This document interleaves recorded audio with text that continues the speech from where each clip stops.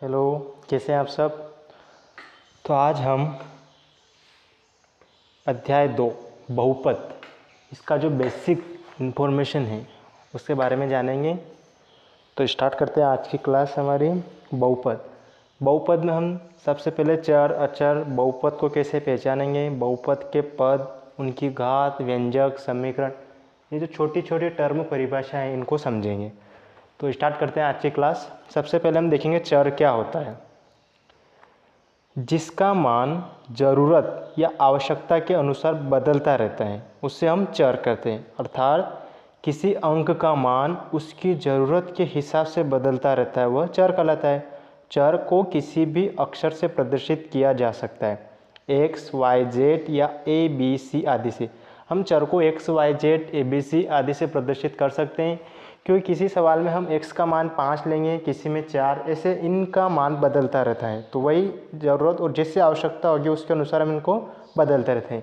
ये हो गया हमारी चर की परिभाषा। अब अचर क्या होता है।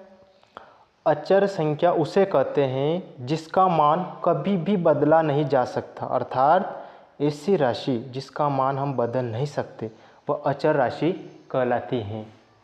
जिसका मान हम बदल नहीं सकते वो क्या कहलाती है, अचर राशि कहलाती है। जैसे 1, 2, 3 जितनी भी संख्याएं हैं वो सब क्या है, अचर हैं। क्योंकि संख्याओं का मान कभी भी बदलता नहीं है। ऐसा नहीं है कि 3 है तो उसको 5 कर सकते हैं।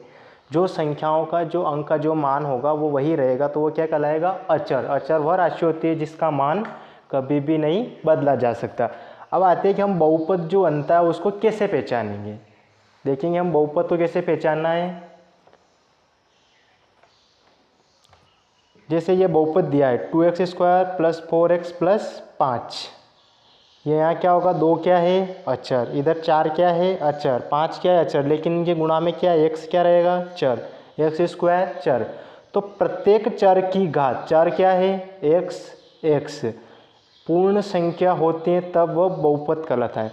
तो कोई भी जो हमें दिया हुआ रहेगा बहुपद, वो बहुपद है कि नहीं उससे पहचानने का सबसे आसान तरीका है, जितने भी चर हैं उस बहुपद में उसकी घात पूर्ण संख्या होती है। यानी कि x से घात कितनी है, 2 एक पूर्ण संख्या है। यहाँ x से घात कितनी है, 1, तो वो क्या है, एक पूर्ण संख्या है। तो अगर चर की घात पूर्ण संख्या होती है तो वो क्या कहलाता है, बहुपद कहलाता है। अब आगे हम देखेंगे बहुपद के पद। बहुपद के पद कितने होते हैं।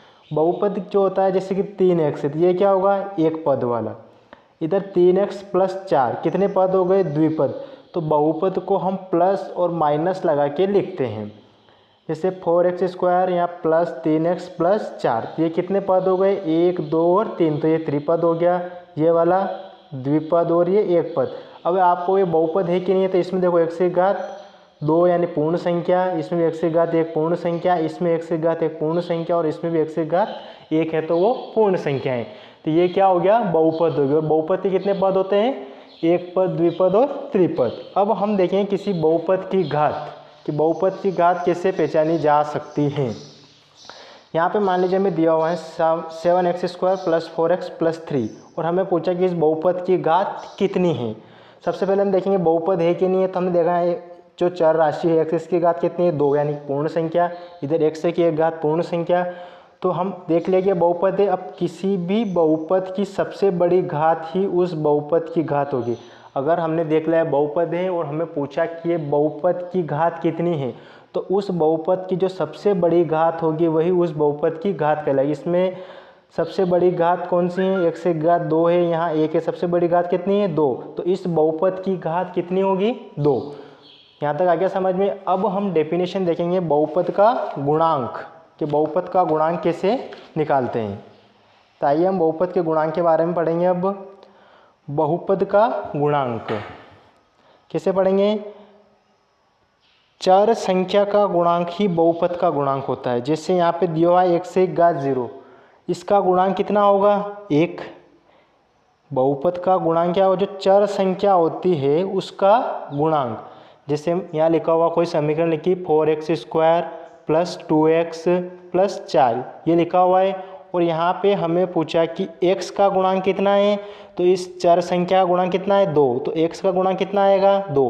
फिर हमसे अगला प्रश्न पूछा हुआ है कि x स्क्वायर का गुणांक कितना होगा, तो जो इसके पास में संख्या लिखी वही उसका गुणांक होगा। तो क्या हम बहुपद का गुणांक पहचान लेंगे। अब हम बहुपद का जो व्यापक रूप होता है, जो जनरल फॉर्म होता है, उसके बारे में पढ़ेंगे। बहुपद के कितने व्यापक रूप होंगे। सबसे पहला आएगा रेखिक बहुपद का व्यापक रूप।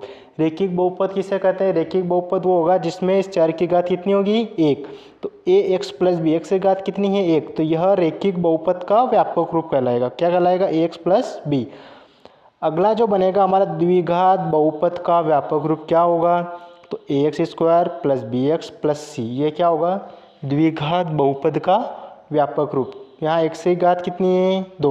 अब आएगा त्रिघात बहुपद का व्यापक रूप, तो क्या आएगा ax की घात 3 plus B X square plus C X plus D, ये क्या होगा त्रिघात बहुपद जो होगा उसका एक व्यापक जनरल फॉर्म बना हुआ होगा। अब हम सीखेंगे बहुपद, व्यंजक और समीकरण, इन तीनों में क्या अंतर होता है देखेंगे। अब हम यहाँ पर एक लिखा हुआ है हमारे पास 4x square minus 3x plus 2। सबसे पहले हमने देखा इसमें चर की घात 2 यानी पूर्ण संख्या, x की घात 1 पूर्ण संख्या, इधर बराबर में कुछ नहीं है, तो प्रत्येक चर की घात पूर्ण संख्या है इसलिए बहुपद होगा।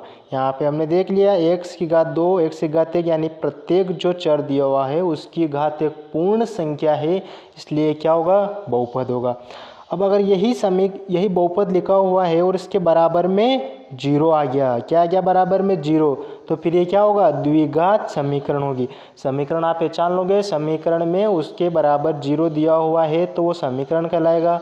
अगर 0 नहीं दिया हुआ है तो फिर उससे चेक करेंगे कि अगर उसके चर की घात पूर्ण संख्या है तो क्या कहलाएगा बहुपद कहलाएगा। अब बात आती है व्यंजक की। यहाँ हमने देखा 4x square minus root 3x plus 2। सबसे पहले हम चेक करेंगे कि यहाँ पर चर की घात 2 पूर्ण संख्या, लेकिन यहाँ पर जो रूट में आएगा तो x की घात कितनी आएगी 1/2, यानी कि चर की घात पूर्ण संख्या नहीं है, तो ये क्या होगा बहुपद तो नहीं होगा, क्योंकि हमें बहुपद तब होता है जब चर की घात एक पूर्ण संख्या हो, तो ये बहुपद नहीं होगा। इसके बराबर 0 भी नहीं है तो ये समीकरण नहीं होगा। क्या होगा ये एक व्यंजक कहलाएगा।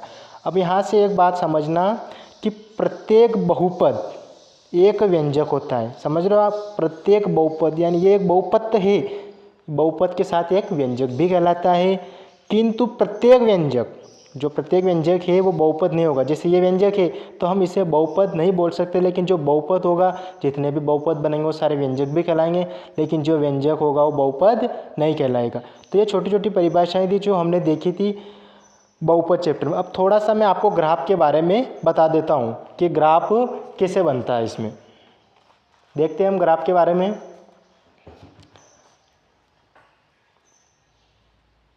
थोड़ा सा ग्राफ देखेंगे हम कि इसमें क्या क्या होता है ग्राफ के बारे में।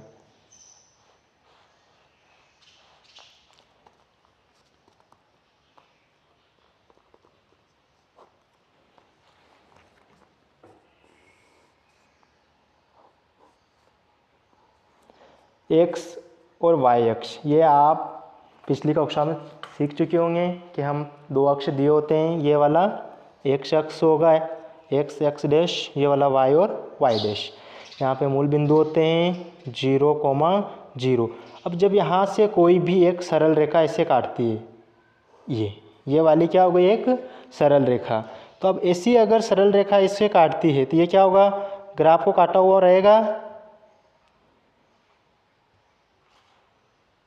क्या है सरल रेखा, समझ में आ गया आपको। ये सरल रेखा है, तो ये जो सरल रेखा है ये एक्स अक्ष को किसी एक बिंदु पर काट रही है, यहाँ पे काट रही है।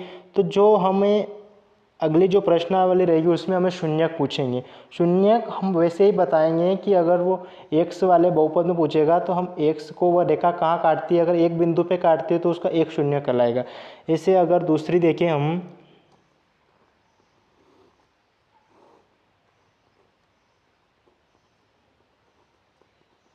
ये होगा। अब मान लीजिए इसको ऐसे काट रखा है, कैसे ऐसे काट रखा है, तो इसको कैसे लेंगे हम, इसको ऐसे काट रखा था कैसे लेंगे,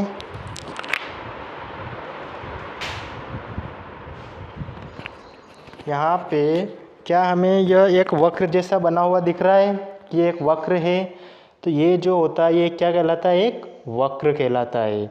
और इस वक्र को क्या नाम देंगे हम, परवलय। क्या आप इस वक्र का नाम समझ गए, क्या कहलाएगा, एक परवलय वक्र।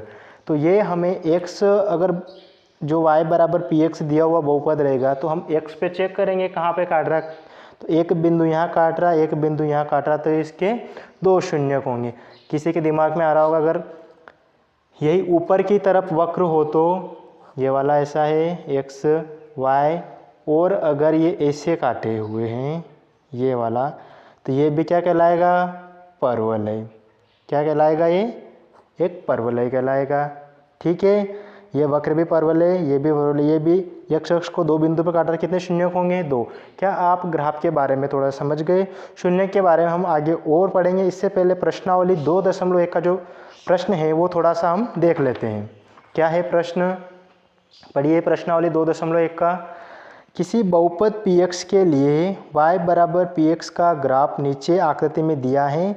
प्रत्येक स्थिति में px के शून्यकों की संख्या ज्ञात कीजिए। हमें यहाँ शून्यकों की संख्या ज्ञात करना है। मैंने कहा आपको शून्यकों की संख्या ज्ञात करने के लिए हमें क्या करना होगा, कौन से बहुपद दिया हमें, y बराबर px, तो हमें चेक करना है कि बहुपद कौन सा है, px, यानी x वाले अक्ष पर जहाँ पर बिंदु काट रहा होगा तो उसके शून्यक होंगे। जो जिसमें बहुपद दिया वहाँ चेक करेंगे हम, तो y बराबर px दिया यानी x पर, तो यहाँ हम चेक करेंगे कि ये जो रेखा है ये x वाले बिंदु पर कहाँ काट रही है कि नहीं काट रही है। कितने बिंदु पे काटेगी ये अभी पहले वाले में, क्या आप चेक करके बता सकते हैं। यहाँ पे हमने देखा ये वाली जो रेखा है क्या x पर कहीं टच हो रही, तो नहीं। तो यहाँ दिया गया px का ग्राफ x अक्ष के क्या है, समांतर हैं। यह वाला जो ग्राफ है ये वाला ग्राफ दे रखा हमें, ये किसके, इस x अक्ष के बिल्कुल समांतर हैं, इसलिए ये x अक्ष को किसी बिंदु पर प्रतिच्छेद नहीं कर रहा। तो शून्यकों की संख्या कितनी होगी यहाँ पे, शून्य। यहाँ हम लिख सकते हैं, क्या लिखेंगे, दिया गया, कितना लिखेंगे हम, इसके बारे में थोड़ी सी परिभाषा बता दूं मैं, कैसे लिखेंगे। दिया गया px का ग्राफ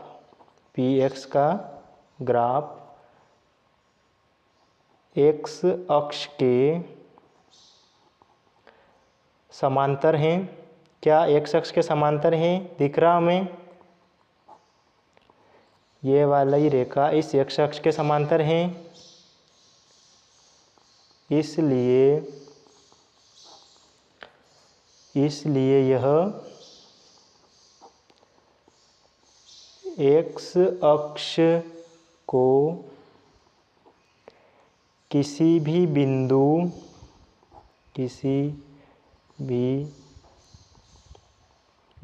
पर प्रतिच्छेद नहीं करता है, किसी भी बिंदु पर प्रतिच्छेद नहीं करता है। क्या x वाले किसी बिंदु पर प्रतिच्छेद करता है, नहीं करता। तो शून्यकों की संख्या कितनी होगी, शून्यकों की संख्या क्या होगी, यहाँ पे शून्य होगी। समझ में आ गया इतना आपको, शून्यकों की संख्या कितनी होगी, शून्य होगी, क्योंकि यह जो ग्राफ दिया हुआ है हमें x अक्ष पर कहीं पर प्रतिच्छेद नहीं कर रहा है, बल्कि x अक्ष के समांतर है। अगला जो प्रश्न है वो देखते हैं हम, इसी में 6 सवाल दिए हुए हैं। दूसरा क्या है हमारा, ये वाला ग्राफ दिया हुआ हमें, तो इसमें हमें शून्यकों की संख्या चेक करनी है। वही हम देखेंगे कि इस x अक्ष पर ये ग्राफ कहाँ काट रहा, तो ये ग्राफ कहाँ काट रहा, सिर्फ एक बिंदु पर काट रहा है यहाँ पे, तो इसके शून्यकों की संख्या कितनी होगी, शून्यकों की संख्या 1 होगी। कितनी होगी, शून्यकों की संख्या 1। समझ में आ गया। ऐसे अगर तीसरा वाला देखें तो क्या दिया हुआ हमें ग्राफ, ये ग्राफ दिया हुआ है, हमें सिर्फ ये देखना है ग्राफ में कि y बराबर px दे रखा, तो x अक्ष पर वो कहाँ पर उसको प्रतिच्छेद कर रहा। हमने देखा यहाँ से ग्राफ चला, एक यहाँ प्रतिच्छेद करा, तो एक शून्य क्या होगा यहाँ पर, दूसरा कहाँ होगा यहाँ पर, और तीसरा कहाँ होगा यहाँ पर, 3 जगह प्रतिच्छेद कर रहा।